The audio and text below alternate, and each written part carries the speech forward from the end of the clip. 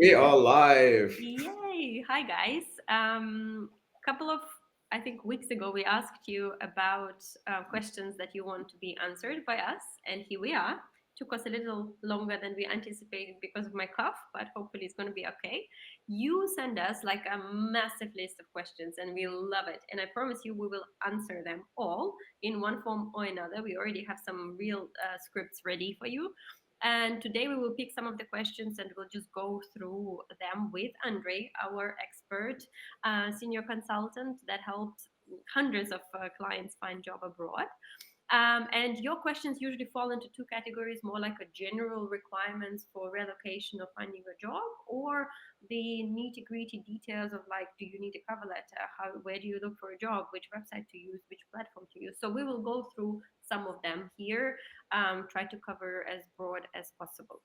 So, question number one, it's in Russian. I'll translate it for Andre to English, even though a little secret, Andre actually speaks Russian, which is really, really cool. Um, so, how hard it is to find a job in Europe or in England if your education was obtained in your home country, let's say in CIS country, but the last 3 years you are actually working in Europe?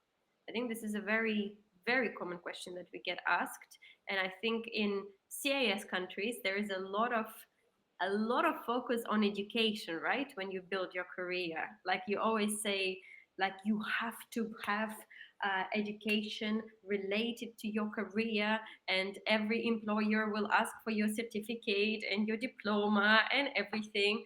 While in fact, I think in Europe and the UK, it's not really the case. No, for Well, graduates, I yes. think it's a bit, yeah. I mean, this is the question of what's more important, education or experience, right? And I think it depends on the company, and it also depends on the country. The easy answer is that the more modern and advanced the company, the less they will care about education, and the more traditional the company, the more they will care about education. Hmm. But this question is quite specific. Like, what if you studied in one country, but you had experience working in Europe, and let's say you want to work in Europe? Then, of course, the simple answer is true that experience in Europe will help you get a job in Europe. Experience in Africa will help you get a job in Africa. And it's not about anything else except local market knowledge, right? So if you understand exactly what clients want in one area, of course, the employers are going to be more interested in talking to you. And this is just normal and natural that people want someone that they trust understands their market better. So the question is then, well, the second question which comes from this is then, well, how do you cross this barrier if you don't have this like magic experience exactly in the right sector? So super important question. And the answer, I think, is quite simple. Generally speaking, the less relevant experience you have, the longer it's going to take, right? You don't have exactly the right experience, but there's a million things you can do, which is exactly what we do at EP, to present yourself properly, effectively, in order that you get past this thing that you don't have exactly the perfect experience. And the truth is that when recruiters have a job and they get like 100 applications, normally 80-90% of them are not even relevant applications, right? So recruiters are always looking for someone who presents them with an application that's really targeted towards the role, and it makes their life so easy. And actually, this is the biggest thing. If people just understand this one thing, if you present your application exactly tailored towards the role, I'm not saying it will guarantee you get an interview, but you guarantee not to be rejected immediately, right? And by not being rejected immediately, you're already past 80 or 90% of other candidates. Whereas if you just send out an application and you don't adjust the cover letter, you don't really care about the competencies on your CV and if they match the role, then the recruiter's not going to think you're suitable for the role, and you're going to get instantly rejected. So the easy answer is that the closer you match the role, the more likely you are to get invited to interview. And if you don't have that, you need to think about how do you present your experience better, whether it's specific experience or whether it's generally how you speak about the industry in your profile. If you sometimes people say to me, I don't have exactly the right experience. I say, well, then first of all, why do you want to work in this industry? What's driving you to work in this industry? And if you don't have a good answer, then why would the recruiter be interested to take you anyway? If you do have a good answer, but just, some people are super passionate about working in, let's say, fashion, but they actually studied accounting.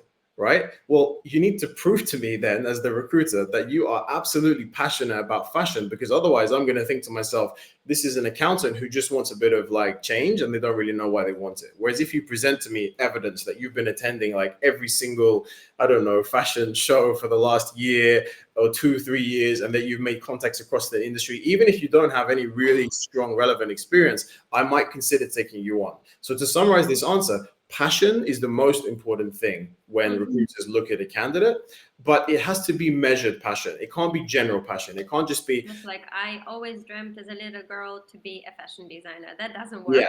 yeah. And especially for companies like Google, a lot of people say, I've seen this maybe 1,000 times, right? People say, why do you want to work at Google? And people answer, it's been my dream to work at Google since I was 12.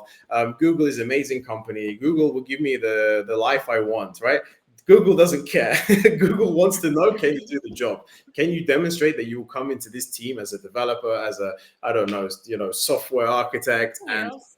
Yeah, we or have a sales, client and who be wants to able to uh, start producing from day one, right? So this is the really important thing, that no dreams, no random like aspirational goals. Be specific about your passion. So talk about, I love this tool. I love the way that this tool is being integrated into AI.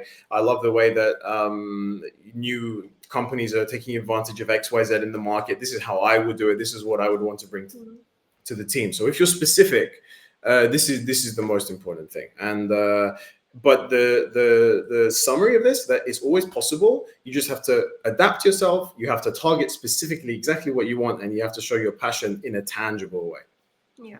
And from just a little addition, think always that the recruiters will judge your experience and not your education. So it is totally possible to have accounting degree and then have 5 years of fashion experience and continue getting fashion jobs. So in Europe and the UK, it's not like you only get a job if you are specialized in this. There are exceptions. So for example, if you are an accountant, you have to have accounting qualification. You cannot Yeah, have a fashion, you cannot be fashion designer degree, or the same with lawyers, the same with certain financial regulated products like wealth management, etc. So you will have it linked. But if you're in marketing and sales, if you've maybe changed careers to become a product manager or even a developer or data scientist, and you don't have specific degree related to that, that's not a problem. You can continue looking for a job, and your work experience is literally the biggest asset yeah, yeah. of And your. actually, Lisa, you mentioned there like different fields sometimes need qualifications, right? Obviously, you can't be a doctor without 7 years of medical study and internship training. But here's the thing: sometimes people ask us the question, I want to be a doctor. Like, I just want to do it. It's really my passion, but at the moment, I work in finance. And they say, like, is it possible? And I would say anything is possible if you really want to do it. You just need to do really solid research to understand what is required and then go for it. Now, sometimes it's much less than that. Sometimes people work in, let's say, investment banking, and they want to work in private equity, right? It's a shift. It's not super easy to make the shift. Like, Mm. nothing is ever super easy, but it's possible. But you have to target things differently. Working in investment banking is different to private equity. So you have to make a plan. You have to understand how people have done this. Like, how have people already done this? Look in your network. Look, try and find people who've made the move you want to make, and copy what they did. There's no point just guessing or hoping that if I get this qualification, it will magically take me forward. Sometimes you need the qualification, but you also need to understand that there are sometimes these intangible connections and things that people do in terms of making, making the private equity firm aware of what you bring to the table, but maybe not in the normal way, maybe not by going to the office, but maybe by connecting through a friend of a friend of a friend. You have to do what you want to do to get, to get these type of roles. So it's It's very true. We had actually two clients, two ladies. One was transitioning from let's say from uh, branding to consulting, and it was not an easy transition at all. And guys, the easiest way to do your research when you do career shifting or transitioning is actually LinkedIn. So LinkedIn has, I call it a notebook of every person in the world, and you can search on LinkedIn your desired job, and then you can open profiles of people and you can walk back and see where they've actually worked before. And what was interesting to see for this specific client is we thought initially before the research that she can get into a company type A, but we actually realized that every single person, we've checked hundreds of profiles that landed in this company A, actually worked before in a handful of companies. So this career path was very specific for her to do so, and she was missing one step.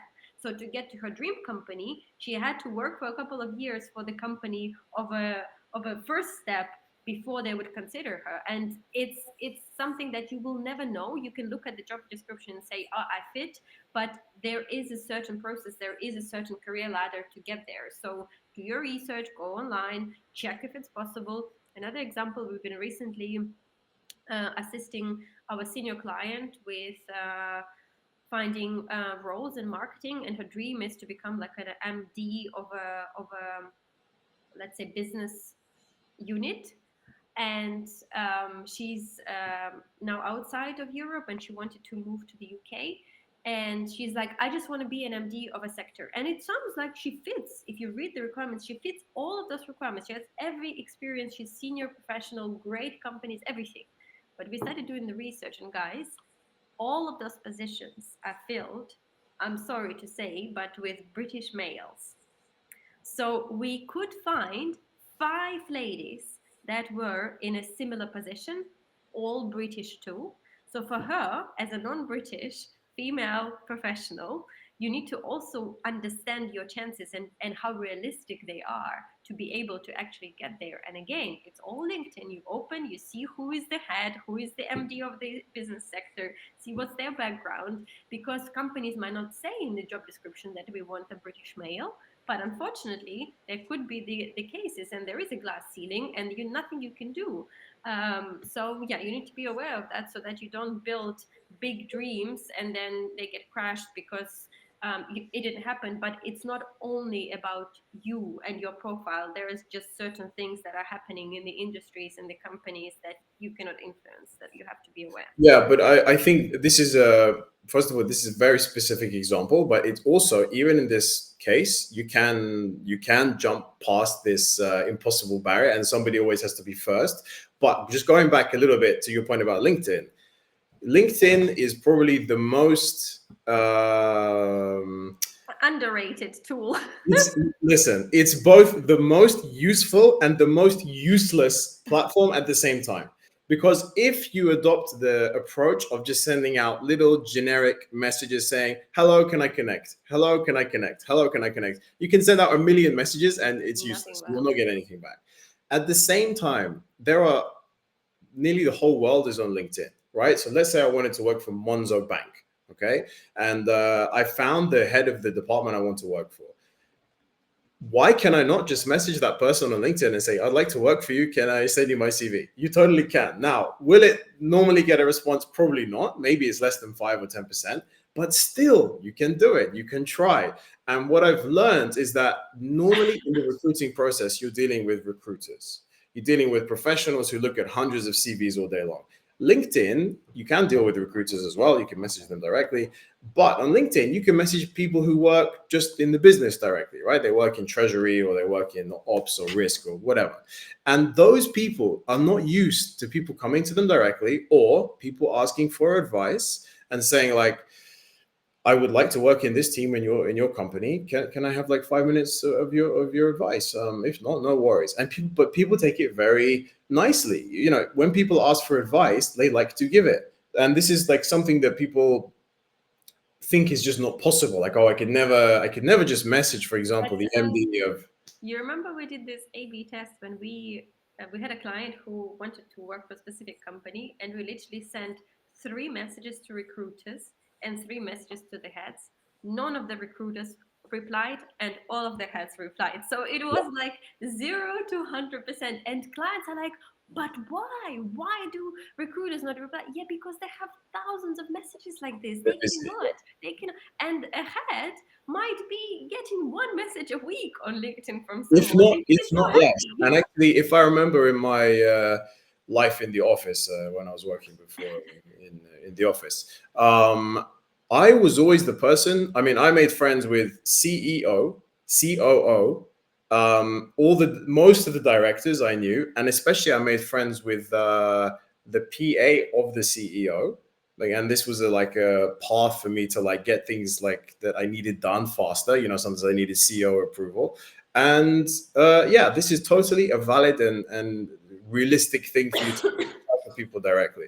So don't discount LinkedIn, but use it properly. Be creative and smart about the way you do it, and don't just have like 1,000 messages built by AI and send them out. You won't get a response. Make it personal, make it real, and then people will start to respond to you. All Okay, right. next question.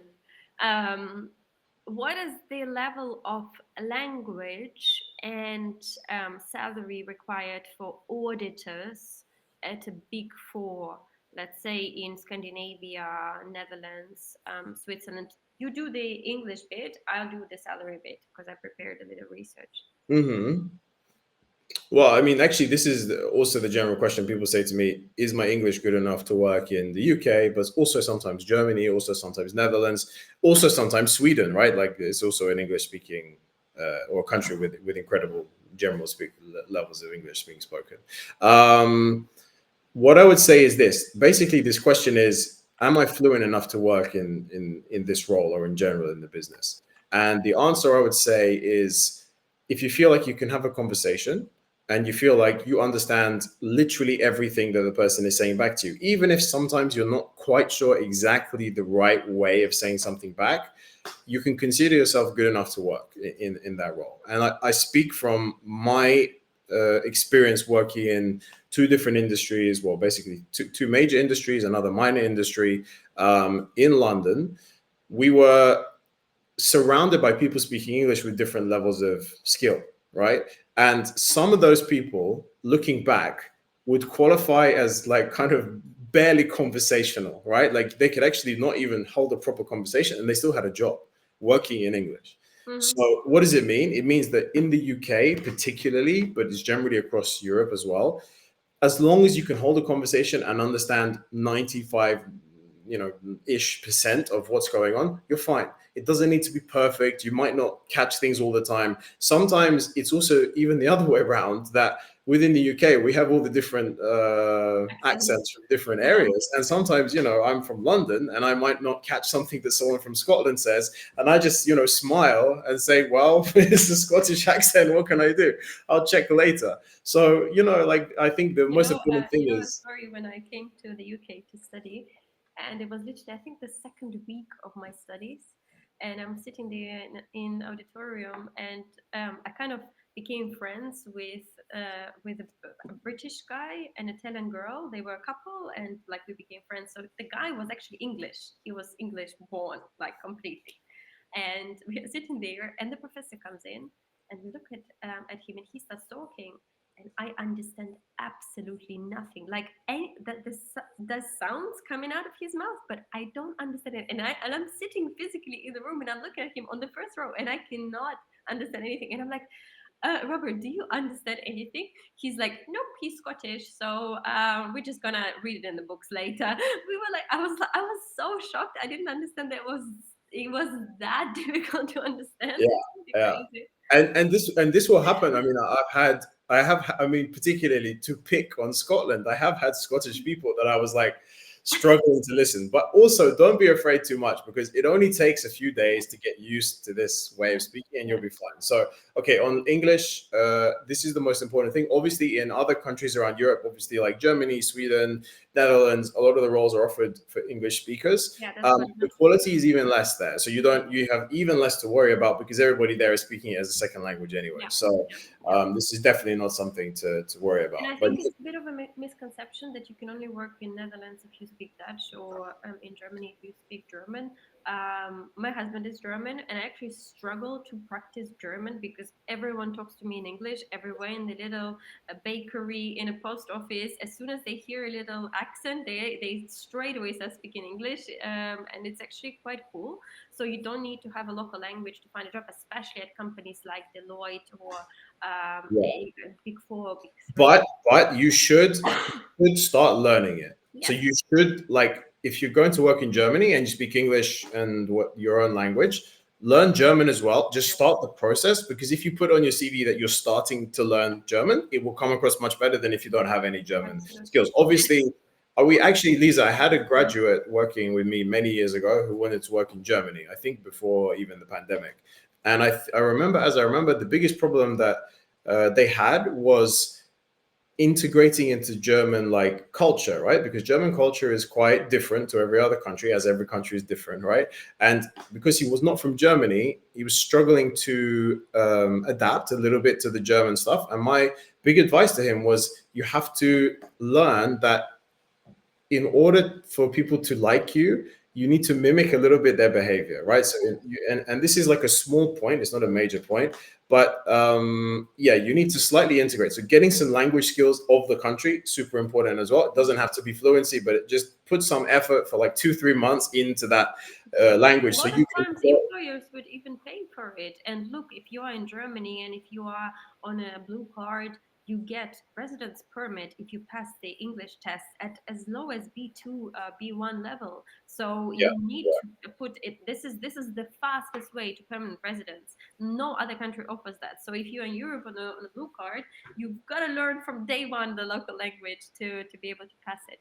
Salary, Belgium, I would say the junior editor is probably one of the lowest salary wise. So it's around 45,000 euros gross a year. It's always gross in Europe and in the UK, pretty much everywhere abroad. You always see the numbers that are gross before tax. So the tax comes on top. For more experienced auditor, that is around 70 to 90,000 a year. Netherlands, very similar, 50K junior auditor and up to 100 for the senior auditor. Switzerland is obviously in a run. You know how hard it is to get to Switzerland, but junior auditor there is around 80 to 92, and experienced auditor is 123 to 154. We should all move to Switzerland, but taxes as well. And Scandinavia, it all depends on the country. Sweden and Norway, very similar, around 40, 50K for junior auditor, and Denmark 60, 74. So Denmark's actually higher price range. And for experienced auditors, Sweden and Norway around 70 to 90, and in Denmark 100 to 135. So these are more or less the salaries. Of course, you have your bonuses. Of course, you have all the other bits working for a big company, your benefits and the package and everything. But yeah, this is more or less. But basically, on salary, the stereotypes are kind of true. Yeah, 100%. Yeah. Well, I would say the cost of living as well between Belgium and Denmark, there will be substantial differences in, I don't know, flat or even just grocery shopping and everything. So, by the way, there is a numero for all of you who want to check the Nombeo, sorry, who wants to check the cost of living. I don't think it's absolutely perfect in the way it is displaying all the costs. So, for example, if you are moving to the UK, you can go to Nombeo and check the pricing, but also double check. I would go, like, for example, to Zoopla or Rightmove to check the flats, like what's the actual rental costs at the moment, because I think they don't update the database like completely all the time. Hmm. Anyway. All right, Lisa, I got a question for you. We live in this world now of algorithms and AI, and most big companies now have adopted some type of like automatic assessment of CVs and cover letters.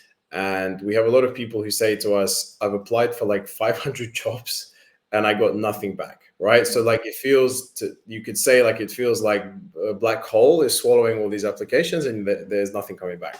So what do they need to do? And generally, what's important to pass this first step and to make sure that you don't get just thrown into the rejection pile immediately by these algorithms and AI? So I want to bust some marketing. I will try to be very very polite in the way I describe it, marketing strategies employed by companies that want to scare you with applicant tracking systems. So, applicant tracking systems, you know, these CV design companies that say, put your CV here and we will tell you what's the percentage of the match to the applicant tracking system. Guys, I'm sorry, it's going to be unpopular opinion, but this is completely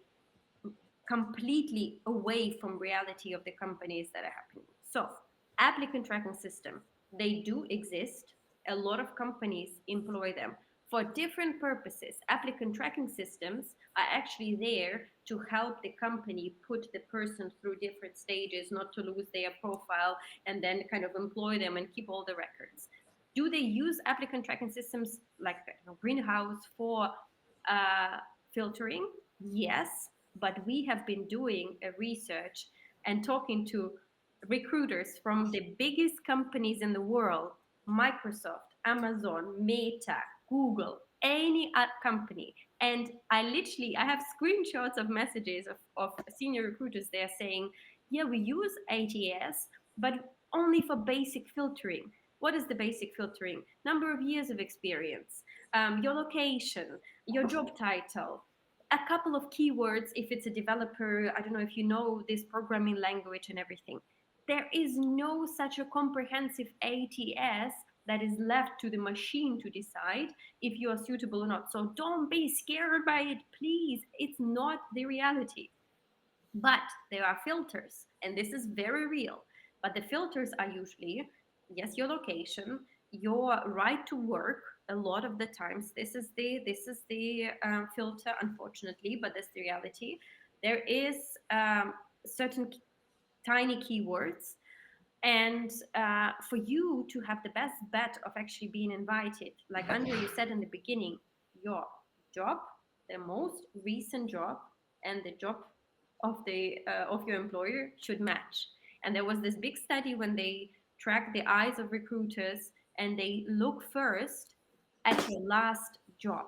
So if your last job doesn't match the job titles and responsibilities of the role you're applying for, no one is going to invite you. 5 seconds, your CV is out. So you pay attention to that, and then obviously you have the competencies, your profile section, everything, but your title of your last job and the responsibilities should match. Number one. Number two, um, current market is extremely tough. So we've seen since last year, end of last year, I think at the moment is 300,000 people that that they've been made redundant at Google, Meta, anything. I've seen yesterday Klarna said that they're going to be cutting, I think, by 30% all of their stuff because they integrated AI into their processes. And this is not applicant tracking systems. This is functions of people that they will be cutting. So they will not be hiring, but they will be cutting the workforce. So this is the reason you are now competing with 300,000 people from the top companies in the world looking for a job. This is mainly tech. So we are talking about tech related jobs. We are talking about tech companies. We see completely different situation in marketing, for example, like this interviews, boom, boom, boom, boom, boom, boom, boom, coming all the time because people are in demand, and there are not so many people without a job and not so much competition. So you need to match the job. You need to understand that for some roles there is really crazy competition. There is nothing you can do. It's just a volume game. And you need to try to do the networking and try to connect with people, use the referrals. There is no point applying to Amazon without a referral. The chances of you getting called for an interview without a referral at Amazon are maybe 3%. So, yeah. Yeah. So, like, can I just ask you one thing, Lisa? So, these tracking systems, they're still quite simplistic. Yeah. Basically, is the answer. But some people do have the situation where they apply for hundreds of jobs, they don't get any response.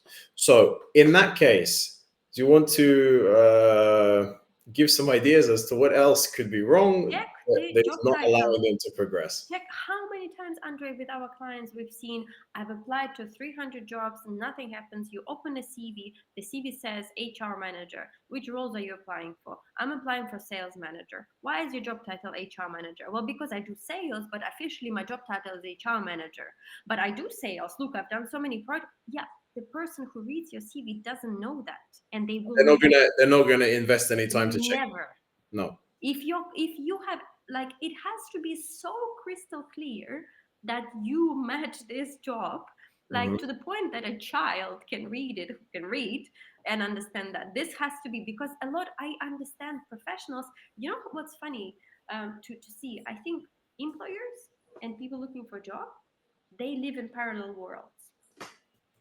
Like, the language just don't match, because a person can sit there for 20 hours, invest time into writing everything they've done and putting so much soul into the document, but they will just use a language that is not the same as the language in the ad, and the person will read their CV, not understand anything, close it and move on. Yeah. That's why looking for a job outside of the job descriptions makes no sense. But also one of the reasons for that may be something that people know but they don't think about properly, is that the recruiter in the business is normally not an expert in that field that they're recruiting for, right? So if you're recruiting for finance, most people in finance use some version of SAP, right? They would think that a CFO would look at their CV. Yeah, this is That's the not big how it's gonna mistake. happen. And they might later on, they Later might on, further on down the process, but this is a really important point for people to remember. If you're getting rejected from hundreds of roles and you're applying for all these roles and getting not even one or two, if you're getting nothing back, probably something fundamentally is wrong. Your CV is probably not targeted properly, like you said. And don't forget that recruiters are the people who read your CV.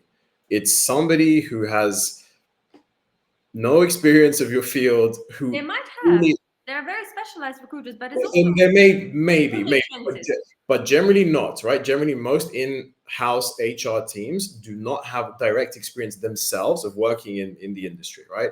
So for example, we used to have on the trading floor in my previous role, we used to have an HR recruiting traders or operational people who would use all these complicated like trading platforms and systems and everything.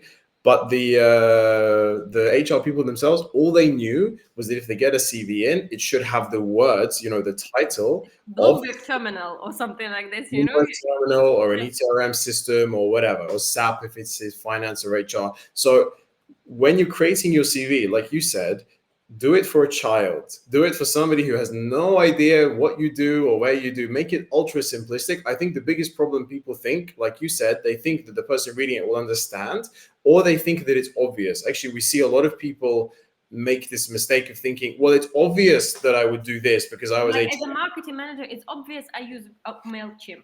To who is it obvious? There's 7,000 different other programs that you could be using, and you might be in your marketing role not even doing email marketing because it's only part of their marketing.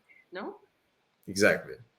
So this is like super important. Be specific, be clear, and stop allowing people to guess. Tell them what you can do. Show them exactly like what you're good at and what you can do for them. Okay, so Lisa, I think another we have question. one last question. Yeah, last question. Yeah. And this is a question about being overqualified, right? Okay. Would you like to introduce this topic? Yeah. What do you do if you get rejections that you're overqualified? My number one thing is it's very good you have this information, because I hope you don't just assume it. I hope someone told you that you're overqualified and you don't fit, because maybe they reject you for another reason. But if it is overqualified, it sucks. I can tell you, and this is something a lot of our clients deal with as well on a daily basis. And but there are strategies to deal with that. But And people often end up in this position because they apply for jobs in the roles they want. They don't get the response, and they think, "Okay, fine. I'm not getting what I want, but I want something. Let me apply to this role, which is more junior.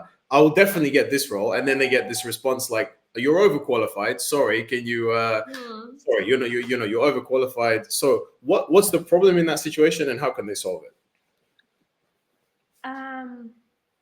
Okay, so that again, my idea of parallel worlds. If you look at it from the applicant perspective, let's say um, you are a CFO, and you're like, you know what? I've had enough. I want to chill a little bit and take a finance manager role with less responsibilities, with less team management, or you move to a different country, you don't have qualifications for the CFO, so you're like, okay, I'm going to just step down and apply for a finance manager role. Makes sense. Completely makes sense. Now let's look at and you as an applicant, it's really interesting as well. You'd think, well, I bring to them the CFO qualities for the price of a finance manager. So Yeah, like company is going to be over the moon happy. And now let's look at the employer. I always say, imagine you are a founder of your startup and you're looking for a finance manager. You have a CFO already in this role, and you're looking for a finance manager. Who you are looking for? You're looking for a person who would be very much willing to work in that role, who will be skilled to work in that role, the person you will be investing your time to train, who will stay in that role for at least 2 years or so, depending on your company culture, and who would be happy working with your CFO, because there's always the structural politics there involved. And if you see a CV that says a CFO as a last job, it just doesn't tick any of those points. The person will not stay long, they will get bored. You don't know how they will work with their current CFO.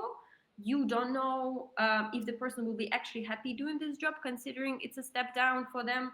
And if you have 5 other CVs of people who actually have finance manager in their CV, you will definitely consider them versus CFO. In my career as 8 years as a recruiter, I have never seen a situation where an employer would take someone much higher for the lower position. yeah, yeah. I just wanted to add that if you want to, so if you want to do this, then and you're in the position where you want to step down. Sometimes there are good reasons for this, right? Sometimes the stress level at a high level is too much. Sometimes it's not even stress. Sometimes it's just that you moved countries and you lost this seniority. Yeah, it could be like you're moving. There are valid reasons to do this, and I think that people should understand that if they therefore want to succeed in this way, you have to present your experience differently. You cannot present yourself at this senior level. And what I think this is quite rare. This doesn't happen much, right? This type of situation is quite rare. But when it does happen, we focus with our clients on highlighting the skills that are at the more junior level, and also representing the more senior experience as kind of not as like not in an official capacity, right? So we say that, yeah, I was doing this, but it was kind of like not the main part of my role. Even if it was, I think it's to your advantage to emphasize the core skills that will resonate with the employer, right? So if you want to make this move, you have to be smart. You have to think about how you present your experience. Do you change your job title? What would you say? I think it depends on the job title. So for example, if it was senior manager to manager, then it's one thing. If it's changing it from CFO to like finance manager, it's kind of like it starts to become inauthentic. I think what I would do is it depends on the situation. Let's say, for example, you jumped up to CFO just 6 months ago, right? Then what I would do is I would remove the CFO title for those 6 months and just say that within those 6 months, I stayed at this with the same title as I had before, but I had increased responsibilities, right? Whereas if it's like something you've held for 15 years, you can't just change your title from CFO to something else. So you have to look at it with a smart mind and judge it properly. And I think luckily the situation is quite rare. So if you find that you're getting the feedback, you're too overqualified, normally it's not because you're CFO trying to jump down to finance manager. It's normally that you're like a senior developer looking for a developer role, or you're like, maybe you have like 10 years experience of SAP and they only want like 2 or 3. So why don't they want you in this case? Like you already mentioned, they want somebody who will be excited to be in that role. Now, if you're happy and you would be excited to be in that role because you need the role or you want the role or the location would be useful to you or whatever else, then you have to think, how do I present my experience in a more condensed, lesser way so that the recruiter will think that I'll be excited to have the role. Sometimes it's just that people are afraid as recruiters. They're afraid to hire someone that leaves. It costs a lot of money to hire, and their metrics are driven by whether people stay or not. The longer people stay, the higher their performance is rated. So remember all of this. Like you said, it's a bit like parallel worlds. It is a little bit, not in the sense the end goal is the same. You want the job and they want to give you the job, but they also want you to stay in the job and to thrive in the job, right? So these are things that people don't always necessarily think about. And actually, as a general point, Lisa, just to finish this discussion and all of these questions today, if you want to succeed in the job search, you have to think of yourself in the position of the recruiter. What are they trying to achieve, long term and short term, and how do you meet those criteria? At EP, this is what we do, right? We help people in this position through our professional services to represent themselves really effectively, right? And I think I just wanted to finish today just briefly, to talk about our services, because we've spent 7 years adjusting, adapting, growing, tweaking a set of services that help deliver this to people. And there are so many mistakes that people make along this recruitment process. People start the journey, they spend years sometimes trying to get the role they want. Sometimes they want to shift from one place to another. And what I would say is, if you're interested in doing this and you don't want to waste time, you want to get it done now, like in this year or next, early next year, consider working with us to help accelerate this process. We'll take you from where you are now and drastically change you as a candidate. The number one problem people have, and this applies to everyone, even Lisa, it applies to me and you as well. We have blind spots. We're not aware always exactly of how we present ourselves as a candidate, how we've done our CV, how we're writing the cover letter, how we even talk to people on the phone, on the video interview, whether we're actually good at psychometric tests or not. The truth is, we're all blind to different things. And our consultants and what we do, we give you that clarity as to what you're missing and what you need to fix. And the result is obviously that the vast majority of our clients are successful and get the roles they're looking for. Particularly, I just wanted to mention to the young people watching, it's now 20th of September, approximately, depending when you see this, 2024. Graduate schemes are not closing, but they are starting to close. They will close now. From now to Christmas time, they'll be closing one by one. And by January, there's going to be almost nothing left.